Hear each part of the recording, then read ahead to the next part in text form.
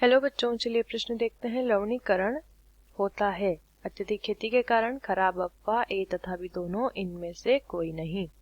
तो आइए पहले जानते हैं हमारे प्रश्न की मुख्य अवधारणा क्या है। हमारे प्रश्न में हमें पूछा गया है लवणीकरण कैसे होता है। देखिए, लवणीकरण जान लेते हैं पहले। लवणीकरण ये एक ऐसी प्रक्रिया होती है जिस प्रक्रिया के कारण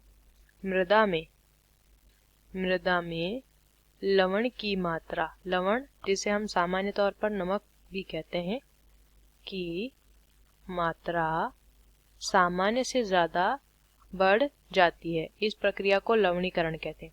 ये प्रक्रिया कैसे कैसे हो सकती है। देखिए, जब हम खेती में सिंचाई करते हैं तो सिंचाई के द्वारा जो जल होता है उस जल में लवण पाए जाते हैं। तो अत्यधिक सिंचाई, अत्यधिक खेती के कारण क्या होता है, जल में लवण की मात्रा बढ़ने लगेगी। दूसरा कारण क्या होता है कि जो मृदा होती है, उस मृदा में कहीं से कोई अपवाह बहकर आए। अपवाह क्या होता है, अपवाह यानी कि एक तरीके का बहाव।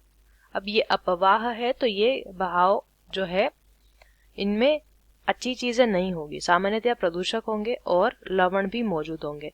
तो अपवाह अगर बहकर मृदा से आकर मिलता है तो भी लवण की मात्रा बढ़ती है।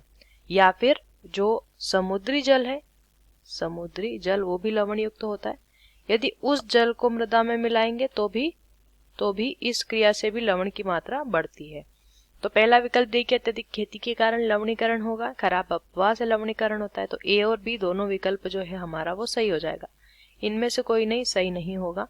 विकल्प सी हमारा सही उत्तर होता है। आशा करते हैं आपको ये उत्तर समझ आया होगा। धन्यवाद।